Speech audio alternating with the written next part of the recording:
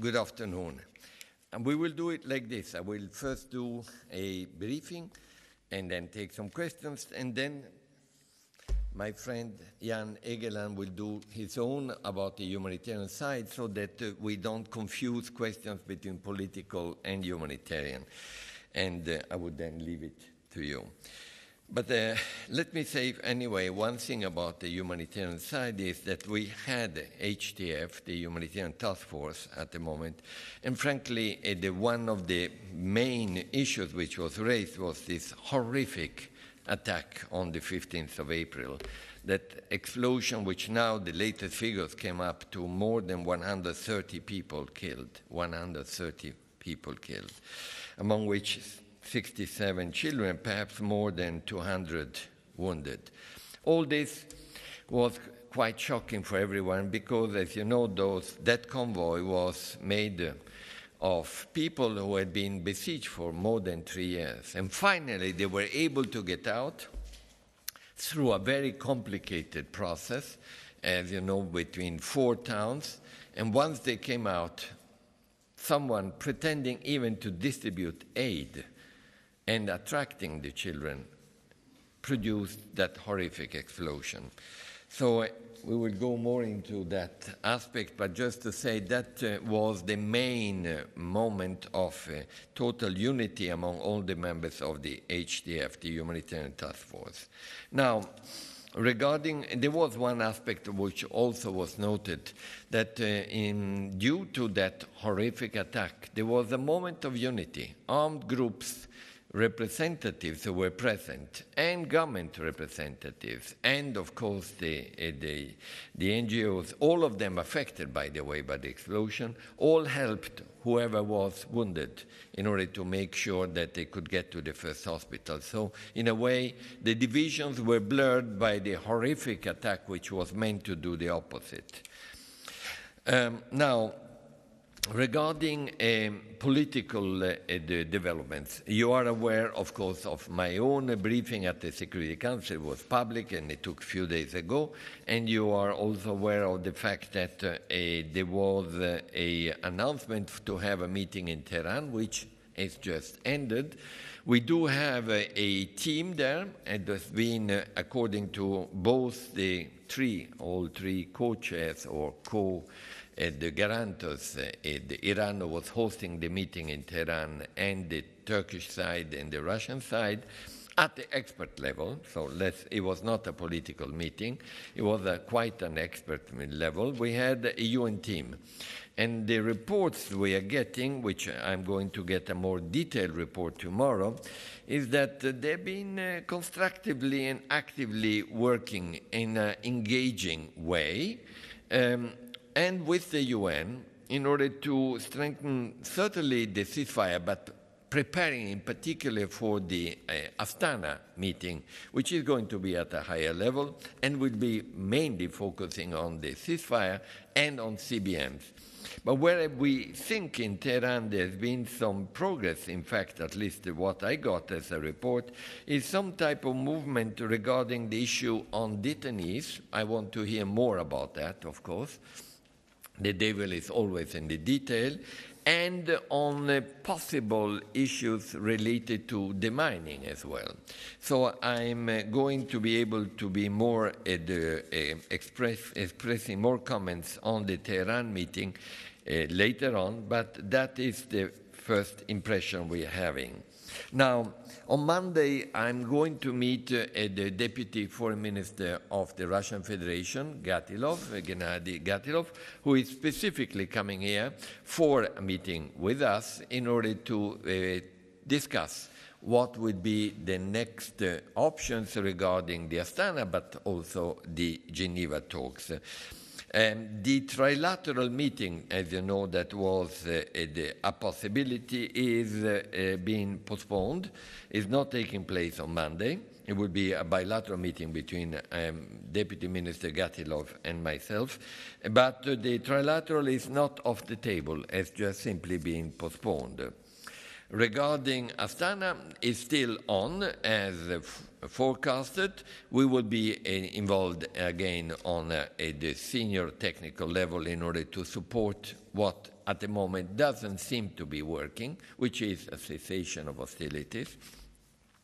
And as regards the Geneva talks, our target date is still in May, but we are certainly watching very carefully on developments on the ground in order to make sure to give it the best possible chances. I would stop there and give you the floor for some questions. 3 questions, in order to give the time before we give the floor to Mr. Egeland. Please. Who would like to ask a question? Yeah, Stephanie, Reuters. Hi. Mr. de Mistura, you referred to trilateral meeting. Yes. Can you confirm that would involve the U.S.? And what has the U.S. told you for the reasons for not being available for this meeting at this juncture? And do you expect perhaps a higher level meeting here shortly? Thank you. Well, what I know is that the trilateral meeting is not taking place now, but simply being postponed. The U.S. reasons for not being able to be there on Monday, you should ask them, frankly. I think it's only fair. What I can tell you is that the trilateral meeting is not taking place, but it's still on the table. And instead, there will be a very intense bilateral meeting between the Russian Federation Deputy Foreign Minister and ourselves, because we definitely have many things to discuss with them. Another question? Yeah, Nick, your time.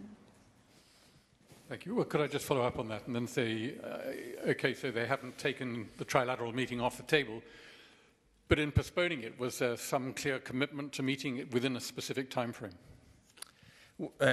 Yes, I would say that the indications I got from Washington is exactly that there is clearly an intention to maintain and resume these trilateral meetings, and the date and the circumstances were not conducive for this to happen on Monday, but that is certainly their intention. A third and last question. I can see none, Mr. Mistura. Thank you very much. We give the floor to Mr. Egeland. I can give the floor to Jan Egeland. Good to see you again. As you can see, we are all here. Thank you.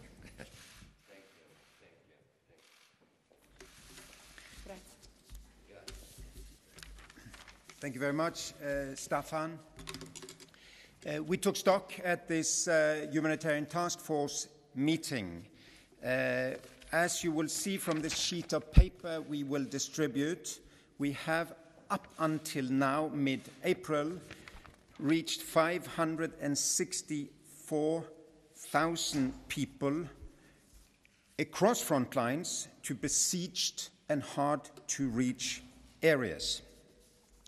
Comparing that with last year, we have reached even fewer people in the besieged areas this year compared to last year, total of 160,000 people reached.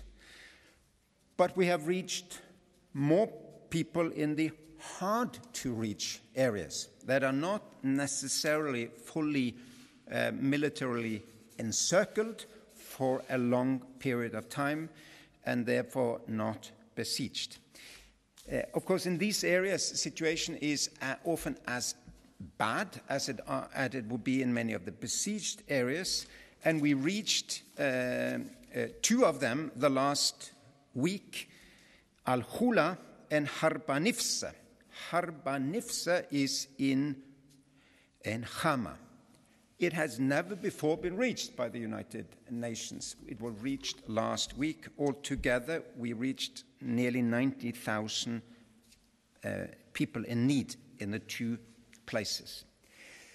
So, 30% less access to besieged areas, 35% more to hard-to-reach areas. I think it basically shows us the following. There is resources for relief in Syria. There are courageous humanitarian workers. There are trucks. We have warehouses. But the military logic is ruling on and for and in and around the besieged areas these days. We're not able to go there in too many of the areas. Of course, this is part of the larger picture that 2017 is a year where the painful stalemate of the 3 previous years ended.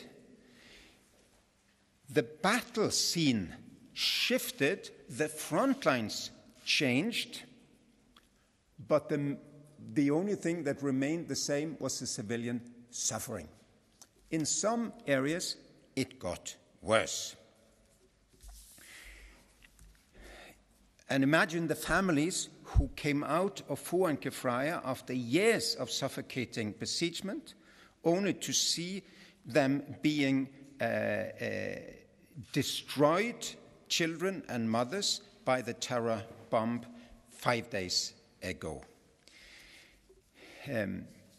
The large humanitarian operation that came for the victims afterwards is also a sign that we have the resources, we have the will in Syria, we do not yet have the access. Syrians on both sides often come together to help us. Civilians come together to help us. Civilians inside the besieged areas on opposing sides appeal for help to the other side.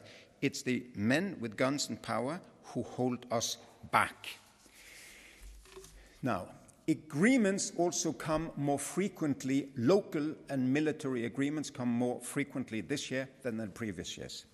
There is now an agreement for the 4 towns that is a tit-for-tat agreement, as you well know, Fuancafraya, Madaya and Zabadani. UN was not part of those negotiations. I know of no humanitarian organizations that were part of those talks. They seem to follow a military logic. They do not seem to put the civilians at the heart of the agreement, even though the civilians are affected, because the civilians are the greatest number of people evacuated in the end. What should an agreement of that kind consist of? Well, always consultation with the civilians, voluntary evacuation, and evacuation to places of their free choosing. Then protection standards, safety standards. When we're not part of the agreement, we do not know whether these guarantees are there. We don't even know whether civilians were consulted, and we do not know whether they are voluntary. So our appeal is to those countries who facilitate agreements, who host agreements, who spur agreements, bring in experts on protection of civilians, because they do not seem to be there now.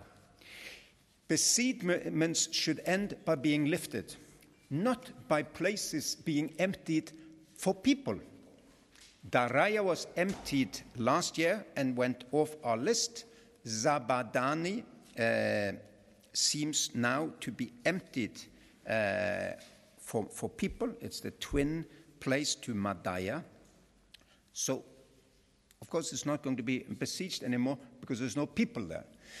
And it's going off our list then in the end for the wrong reasons. Besiegements should be lifted, not places emptied for people.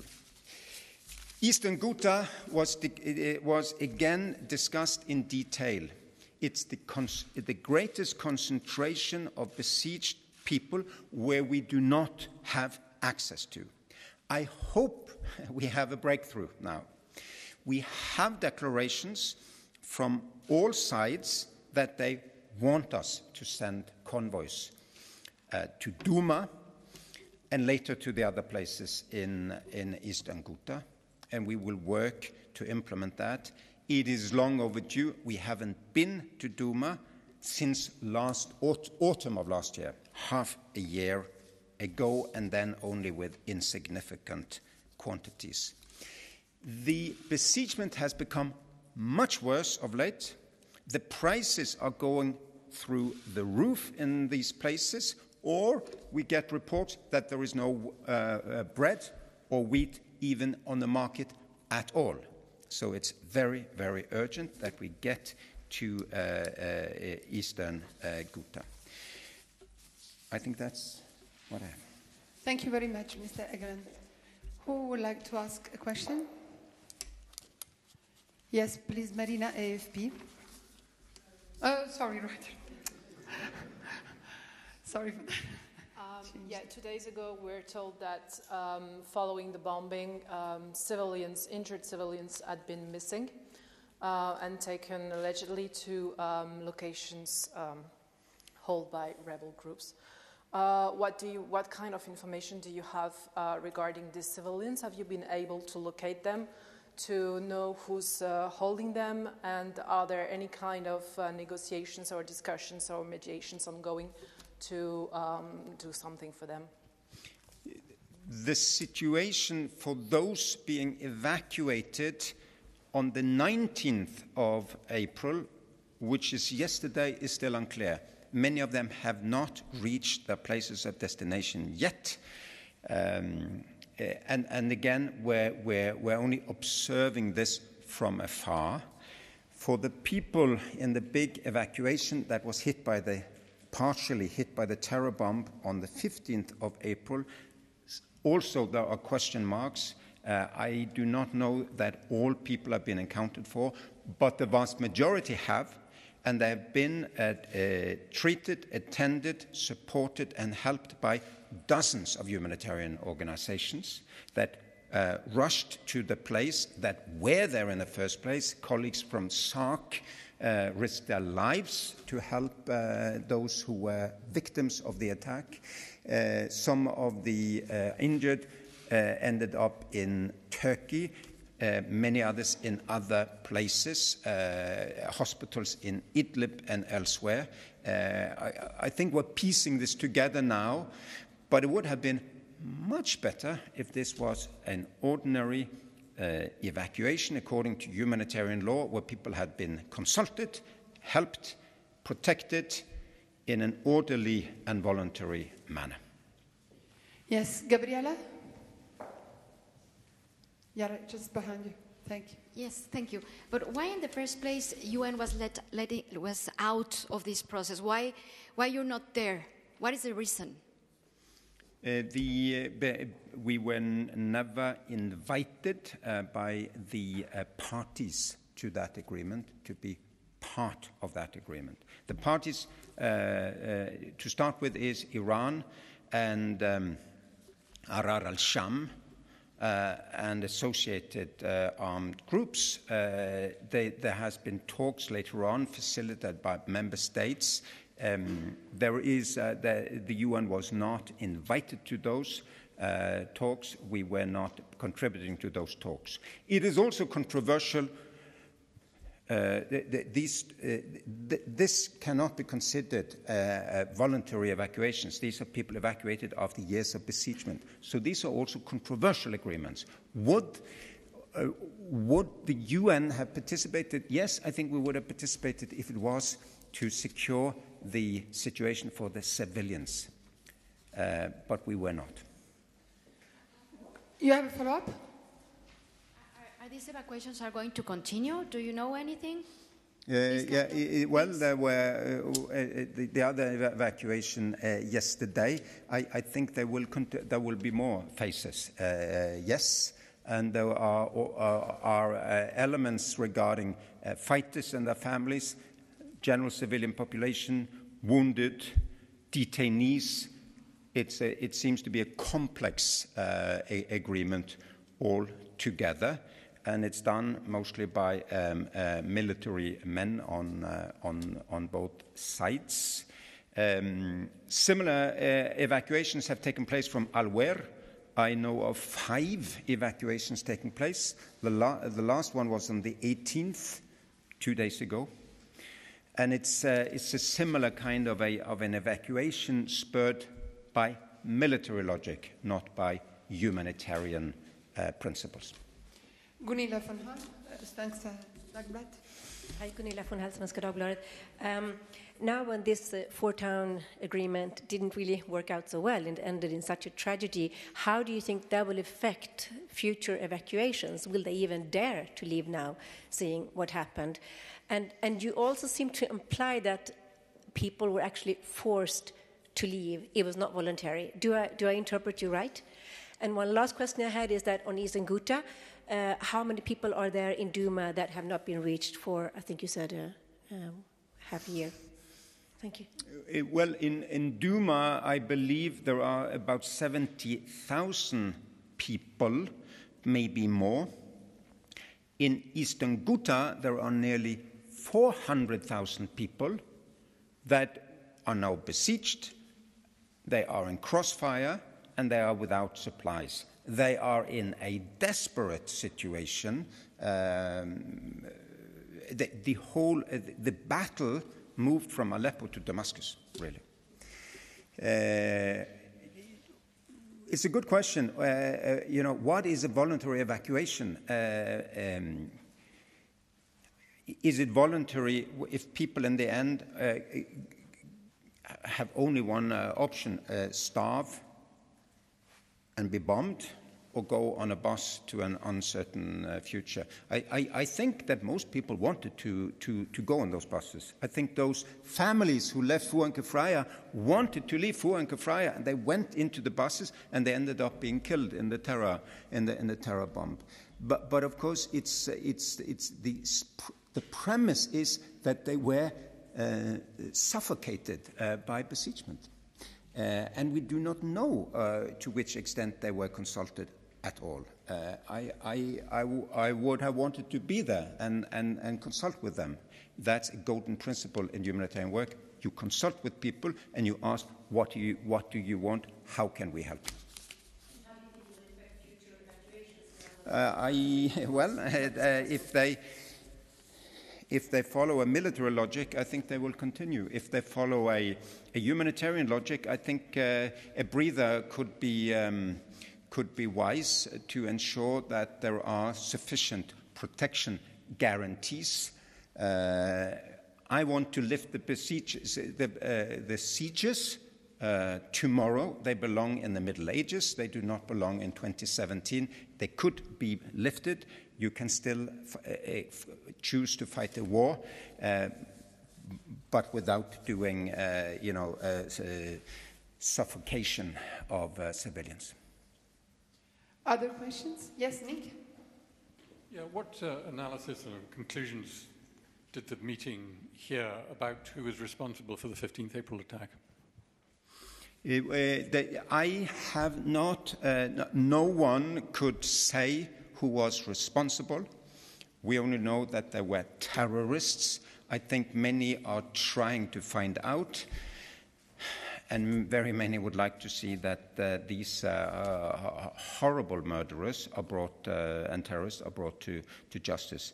But we don't know. I don't know who did it. What we know is that they disguised as a charity. It couldn't have been worse. Other questions? I can't see any. No, thank you very much. Thank you very much, Mr. Egeland. Thank you to you all. Have a good afternoon.